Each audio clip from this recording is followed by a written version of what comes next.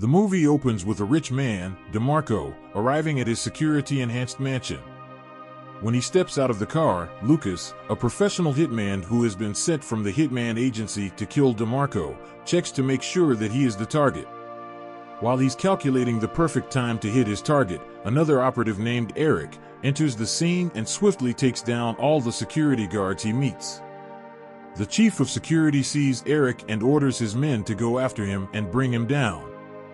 As Lucas makes his way through the house, he crosses paths with the chief security. Despite the man's skillful resistance, Lucas defeats him and knocks him out. DeMarco is swimming in the pool when Lucas finds him.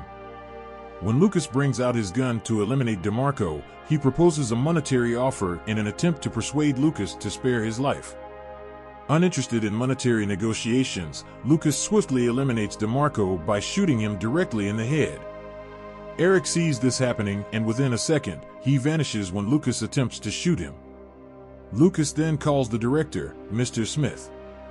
He tells him the job is done and also about the other operative that intruded on his mission. Mr. Smith congratulates him and sends his next job to him. In Germany, Lucas' next target, Joseph, is seen fishing near his house. Failing to get any catch, he heads on home but is soon struck by Lucas into unconsciousness. Joseph wakes up to find that he is tied to a chair in his basement.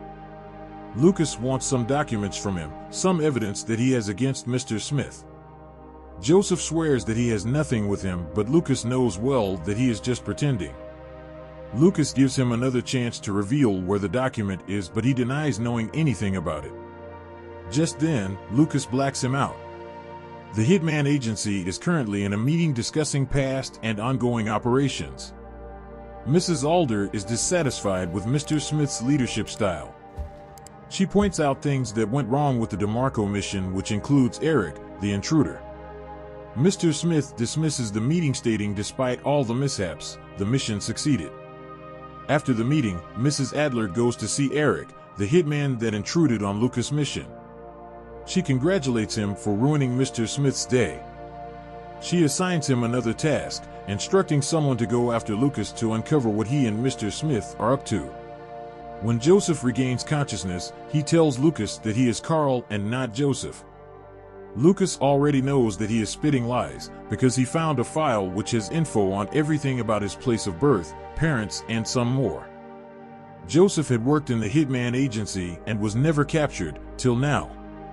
He performed many plastic surgeries and altered his voice to disguise himself, so that people who knew him and his past wouldn't be able to recognize him. Joseph is shocked as to how Lucas knows all these, yet he still denies he is the Joseph that Lucas is looking for.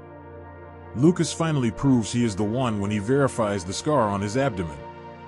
Joseph has no choice than to admit that he has been caught. He then reveals to Lucas how he got the scar. In Germany, 1981, Joseph walked into a bar in search of a job. A lady named Emily walks in.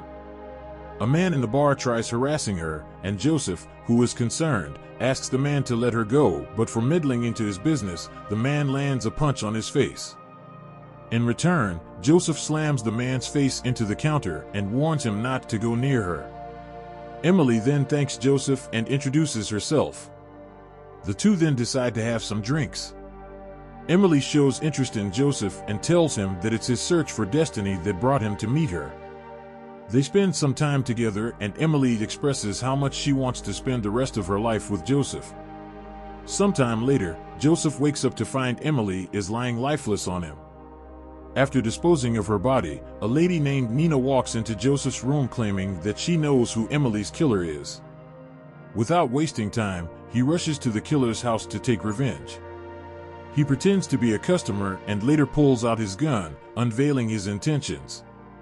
Joseph mentions Emily's death and accuses him of it. Baron tries to explain, but Joseph silences him by putting a bullet through his head. He then kills his guard and accountant who shot his abdomen, giving him the eternal scar. Nina then walks in, hands him his first cash, and tells him he has been employed. In the present time, Lucas thanks Joseph for the story and then demands for the document. When Joseph persists that he wants to continue the story, Lucas brings something out and breaks off his finger. At the agency, Mrs. Adler barges into Mr. Smith's office and tells him to hand over his position to her because he isn't better at the job. Mr. Smith, in reply, tells her that he knows that she hired that hitman to mess up his operation. Mrs. Adler, attempting to demonstrate toughness, also says that she knows that he and Lucas are scheming something up. Leaving, she promises that she is going to find out whatever it is they are hiding. In Germany, Lucas notices that he is being followed by a hitman. Lucas attempts to extract information about who sent him and who he is, but he only makes a joke of his identity.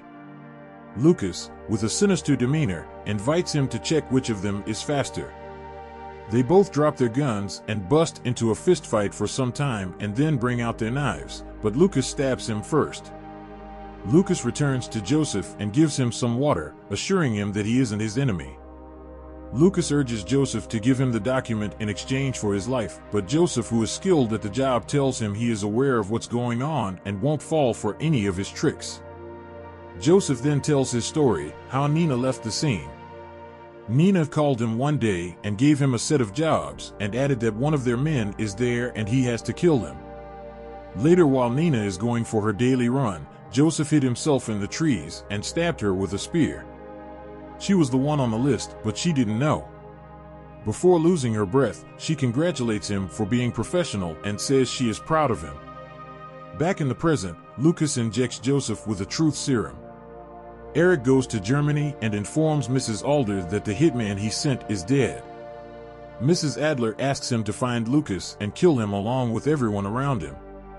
Lucas is still interrogating Joseph on where the documents are, but his response is still the same.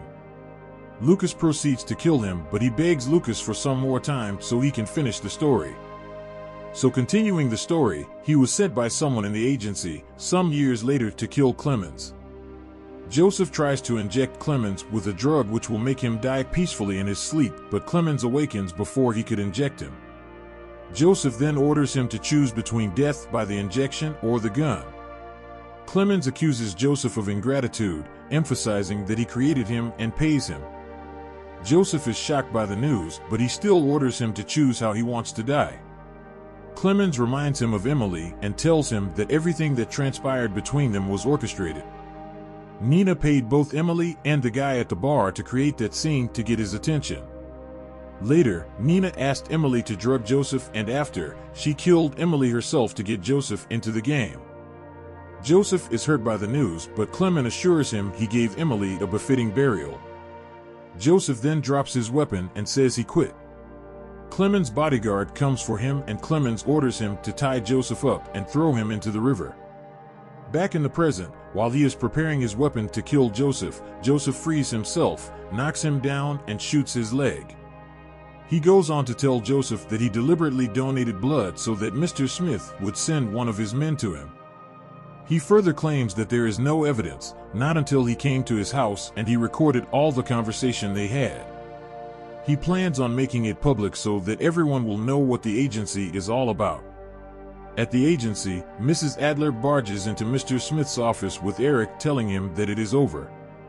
Mrs. Adler then questions him on why he keeps using the men in the agency for his benefit, and he responds that it is all because of money and power. Mr. Smith then says that Mrs. Adler will be the scapegoat. At that moment, Eric points his gun at her, meaning he was on Mr. Smith's side all along. He puts a bullet in her head and gets rid of her body. In Joseph's house, Lucas keeps pleading for his life, so Joseph shoots his other leg. Exhausted from the torment he's enduring, Lucas requests Joseph to end his life, but Joseph declines, stating that he no longer engages in such actions. Joseph then picks up his phone and leaves him in the room to face his fate. The next day, Joseph calls Mr. Smith via Lucas' phone to inform him that his plan didn't work. Mr. Smith threatens to find him and kill him even if it will take him the rest of his life to do so.